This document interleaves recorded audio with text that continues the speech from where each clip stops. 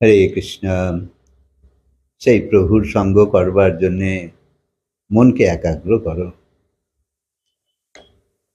যদি তুমি 10 লাখ বার রাম রাম লেখো বা একাগ্রতার জন্য নিয়মিত পুজো করো, জপ করো, যজ্ঞ করো, শাস্ত্র পড়ছো বা অনেক গুরুর শরণে যাচ্ছ, তাহলেও তোমার এই দুষ্ট মনের সাফাই করা এত সহজ নয়।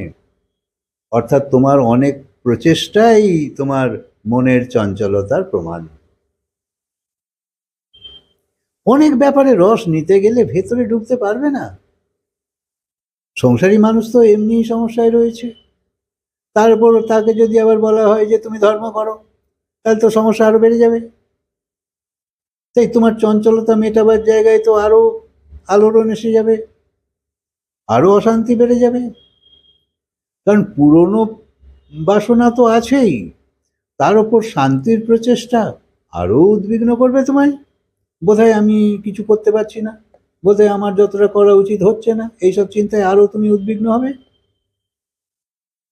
তাই অশান্তির লিস্ট আরো বাড়বে। তাই একাগ্রতা তো মনের স্বভাব নয়। মন তো খালি পাগলের মতন দৌড়চ্ছে, একক্ষণও স্থির থাকে না। চঞ্চলতাই তো মনের প্রকৃতি। যেমন সাগরের তরঙ্গকে শান্ত করতে গেলে আরো বাড়বে, অর্থাৎ তোমার কোনো প্রচেষ্টা আরো তরঙ্গের জন্ম দেবে। তাহলে উপায় কি? তো উপায় হলো তোমার চঞ্চলতার সঙ্গে লড়াই না করে ভেতরে ডুব দাও। মনের অশান্তি বা তরঙ্গকে শান্ত করতে গেলে তুমি হেরে যাবে চিরকাল, ক্লান্ত হয়ে যাবে। কারণ দুষ্ট মনের সাফাইয়ের উপায় এটা নয়। ধর্মের নামে আরো আরো ময়লা ভেতরে প্রবেশ করবে। শুধু একাগ্রতাই তো ধ্যান নয়, সমগ্রভাবে জাগলে তবে ধ্যান হবে। কিন্তু একাগ্র হবার চেষ্টা করলে সদাই অসফল হবে। এখন কলিযুগ, উত্তরোত্তর আরো দিন খারাপ হচ্ছে। তো এখন নিজেকে ধরে রাখা শক্ত, তাই প্রচুর লড়াই করতে হবে। আর তখন যখন গুরুর কাছে যাবে, গুরু বলবে তুমি খুব পাপী, তাই তোমার চিত্তে একাগ্রতা আসছে না। কিন্তু না না, এটা ঠিক নয়। খেয়াল রাখো যে তোমার গিল্ট ফিলিং না হয় যে আমি পাপী, আমি অমুক, আমি তমুক, তাই আমার ধ্যান লাগছে না। না, ভাবতে হবে যে মনে চিন্তা তো থাকবেই, কিন্তু তার থেকে কিছু নিতে হবে না। আসল ধ্যান হলো তোমার অন্তরাত্মায় ডুব দাও। এই কথার সঙ্গ করতে থাকো, এ অনেক তোমার পরিবর্তন এনে দেবে। যাকে আমরা চেতনা বলি, সেখানেই তো সেই ওঙ্কারের মহাধ্বনি চলছে। তাকে শোনো, শুনতে শুনতে গভীরতা বাড়তে থাকবে, আরো গভীরে ডুবতে থাকবে। সেই ধ্বনি তোমার প্রাণ কেন্দ্র থেকেই তো আসছে, অন্য কোথাও তো নেই। সেই মূল স্রোতকে খোঁজবার জন্যে ভেতরে প্রবেশ করতে হবে। তখনও বাইরের তরঙ্গ থাকবেই। যত সাধুসন্ত মহাপুরুষ তুমি জগতে দেখছো, বাইরের ঝড়ঝাপটা তাদের ভেতর আসছেই, কিন্তু তারা নানাভাবে নিজেকে রক্ষা করবার চেষ্টা করছে, যাতে পা পিছলে না যায়।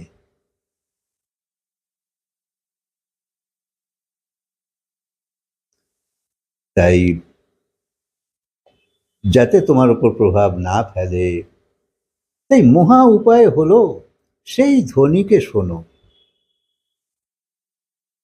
জপ তো তুমি করছো, কিন্তু এমন জপ করতে করতে এমন হয়ে যাও যে জপ করছো না, কিন্তু জপ হয়ে চলেছে। একে অজপা জপ বলে। জপছো না, হয়ে যাচ্ছে। অর্থাৎ চলছে চলছে, রেকর্ড ভেতরে চলছে, এমন অভ্যেস হয়ে গেছে। তাই যে জপ জপা যায় না, তাকে অজপা জপ বলে। এখানে জপ মানে হলো শোনো, শোনো, খালি শোনো। অভজা ভজন, অর্থাৎ ভজ অর্থে তুমি জাগরূপ থেকে শোনো। যা যা কিছু তোমার মধ্যে মলিনতা রয়েছে তাকে সরাবার জন্য তুমি যা কিছু করছো তাই ভজন। অতি জাগরূপ অবস্থায় এলে তবেই তুমি তো শুনতে পাবে। তাই ক্রমশ ক্রমশ ভেতরের চিত্তকে স্থির করতে হবে। সেই ধ্বনি শোনার চেষ্টায় সরলতম উপায় হলো যে জাগো, জাগো। যত তোমার বিবেক আসতে থাকবে, যত নিজে বাইরের সংক্রমণ থেকে নিজেকে বাঁচাবার চেষ্টা করবে, ততই তুমি আস্তে আস্তে ভেতরে ডুবতে থাকবে। অর্থাৎ সংসারের প্রতি একটা বৈরাগ্য ভাব আসুক। মানুষের চিত্ত এখনো বাঁদরের মতো লাফালাফি তো করছে, কখনো এটা চাই, কখনো ওটা চাই, কখনো ওটা চাই, আর না পেলেই মন দুঃখী, আরে লেগেই আছে। আর সব পেয়েই বা তুমি রাখবে কোথায়, করবে কি? কত কিছুই তো সংগ্রহ করে ফেলেছো, কি হয়েছে? অভাব মিটেছে, না আনন্দ এসেছে, না সন্তুষ্টতা এসেছে? কিছুই হয় না, শুধুই পাগলপোনা। এখনো শান্তি নেই। তাই চিত্তের গভীরে চলো, যেখানে কোনো তরঙ্গ নেই, আর সেখানেই তো তোমার আসল মতি লুকিয়ে আছে। তাই গোবিন্দের স্মরণে থাকলে সাধক এইরকম ভাবে না যে কেন এত পীড়া হচ্ছে। অর্থাৎ ভগবান দিকে ঠিকভাবে জুড়তেও পারছো না, আবার সংসারের সংক্রমণ থেকে নিজেকে বাঁচাতেও পারছো না। এই যে অবস্থা, তখন তোমার মধ্যে খুব একটা বিচলিত ভাব থাকে। সুখ বা দুঃখ সবেতেই গোবিন্দ স্মরণে যে থাকে সেই জিতে যায়। যেমনই হচ্ছে হতে দাও, কিন্তু তুমি তোমার লক্ষ্য থেকে সরে যেও না। পতঙ্গ আগুনে পুড়ে যাচ্ছে, তবুও সে দীপক থেকে দূরে যায় না। সেই রকমই তোমার মনকে গোবিন্দের স্মরণে রাখতে হবে। প্রাণ ত্যাগ হলেও সরবে না। যেমন পতঙ্গ ছ্যাঁকা খাচ্ছে, তবুও সেই আলোর কাছেই যাবে।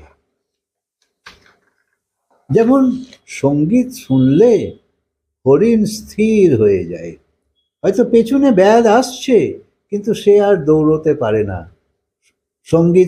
সঙ্গীত তার কানে প্রবেশ করে গেলে সে আর কোনো কিছু বুঝতে পারে না।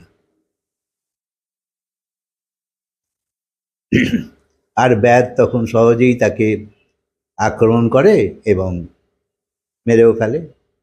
তাই সে যেমন বিভোর হয়ে যায় হরিণ, যেমন সঙ্গীত শুনে, সেই রকম মনকে লাগাও। যেমন বাছুর ঘাস খেতে খেতে দূরে চলে গেলেও মা গরু তার ঠিক খেয়াল থাকে, সেই রকম নিরন্তর স্মরণ চালিয়ে যাও। ধীরে ধীরে গোবিন্দের প্রেমে পড়ো এবং সংসারের মোহ আসক্তি থেকে সরতে থাকো। আর গুরু কৃপা এইভাবেই তোমার কাছে প্রাপ্ত হবে। তাই গীতার স্মরণ জীবনে তোমার দিব্যতা এনে দেবে। শরণাগতি মানে এক সুন্দর অবলম্বন। গীতার প্রেরণা, শরণাগতি, গীতার সার, এ তো এক বাৎসল্য, এক আনন্দ। এ তোমায় ঊর্ধ্ব যাত্রায় নিয়ে যাবে। শরণাগতি মানে কিছু সময় সংসারের দাপাদাপি ছেড়ে প্রভুর প্রতি মনোনিবেশ। মনের সংকীর্ণতা ছেড়ে মনের দরজা খোলো। গীতার মাধ্যমে ভেতরের ময়লাকে দূর করে এক দিব্য জীবনের প্রতি ধাবিত হও। এক খুশির উৎসবে মেতে যাওয়া, যেখানে শোক, ভয়, চিন্তা কিছুই নেই। গীতার মাধ্যমে তুমি এক গৌরবপূর্ণ জীবনে প্রবেশ করে যাবে। পরিবারের প্রতি কর্তব্য, সমাজের প্রতি কর্তব্য, রাষ্ট্রীয় কর্তব্য, এসব মানুষের কর্তব্য। কিন্তু এসব কর্তব্যের প্রতি জাগরূকতা, এ তো গীতারই মূল মন্ত্র। কারণ শরীর থাকলে সব কাজ তো করতেই হবে। কিন্তু এই সব কর্তব্য শুধু শরীরের বা শরীরের সাহায্যে বা শরীর যতক্ষণ থাকবে ততক্ষণ।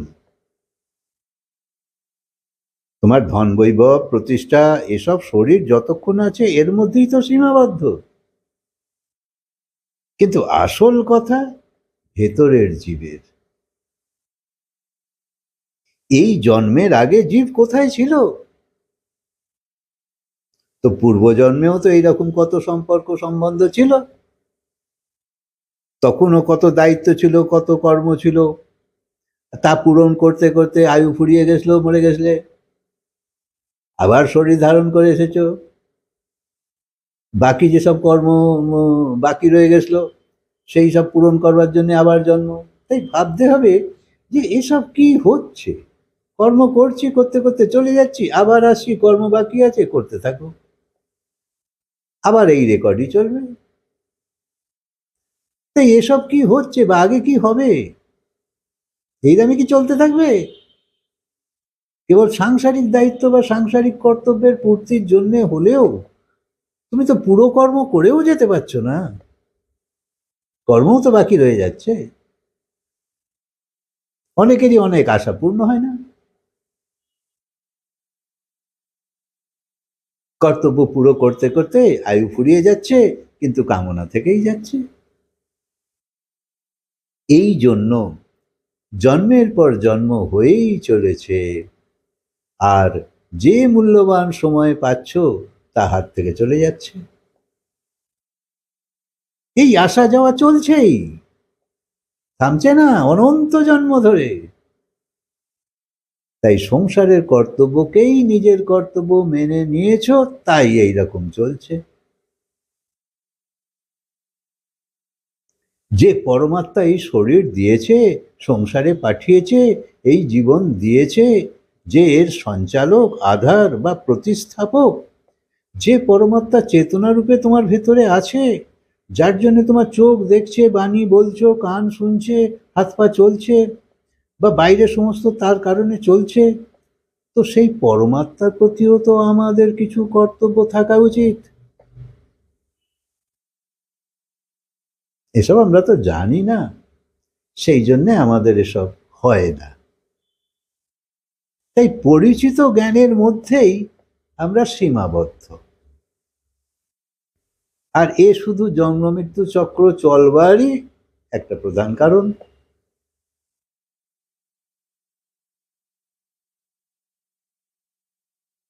তাই এই যাওয়া আসা থেকে মুক্তি তো হচ্ছে না, আর চিন্তা ভাবনা, দুঃখ, কষ্ট, ব্যাধি এসব থেকেও কেউ রেহাই পাচ্ছে না। তাই ভাবতে হবে যে কি এমন কর্তব্য যা তুমি করছো না, যাতে এই সংসারে আর আসতেই না হয়। একটু থমকে দাঁড়াও, ভেবে দেখো, ন্যায্য মনে হলে আবার চিন্তন করো, তবে তো একটা রাস্তা পাবে, ইচ্ছা জাগবে। হরে কৃষ্ণ। কথাকে আজকে বিরাম দিই, আবার বলবো।